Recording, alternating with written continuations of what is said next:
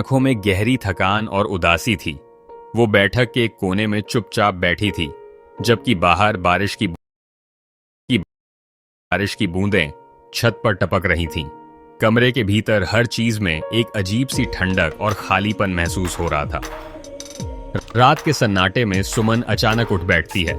वह खुद से बुदबुदाती है, कभी इतनी तेज आवाज में बोलती है कि घर के बाकी सदस्य डरकर जाग जाते हैं।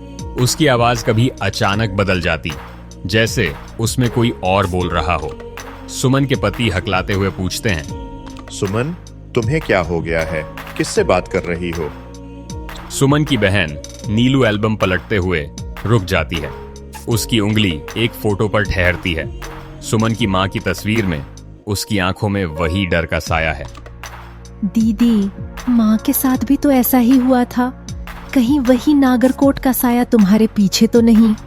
कमरे में एक ठंडी हवा का झोंका आता है, मानो किसी अदृश्य शक्ति ने सबको छू लिया हो।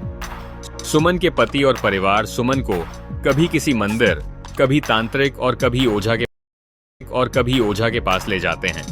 हर बार वे उम्मीद से लौटते, पर सुमन की हालत और बिगड़ जाती। सब उपाय कर देखे, पर ये साया तो हंसता है, हमें और डराता है। वे थके स्वर में कहते हैं। घर की दीवारों पर अब हर रोज कोई न कोई निशान उभर आता। रात गहराते ही कमरे की दीवारें मानो सिमटने लगती हैं। सुमन कभी अचानक जोर से चीख उठती, कभी फर्श पर बैठकर बच्चों के नाम पुकारती। उसके बच्चे सहमे हुए कोने में दुबके रहते। मैं नहीं हूँ सुमन, मैं हूँ वो जो नागरकोट से आया है।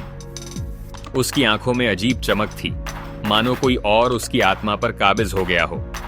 सूरज की पहली किरण खिड़की से झांकती है, पर घर में सन्नाटा पसरा है। सुमन बिस्तर पर पड़ी है। उसकी आंखों में थकी हुई हंसी और गहरी खामोशी है।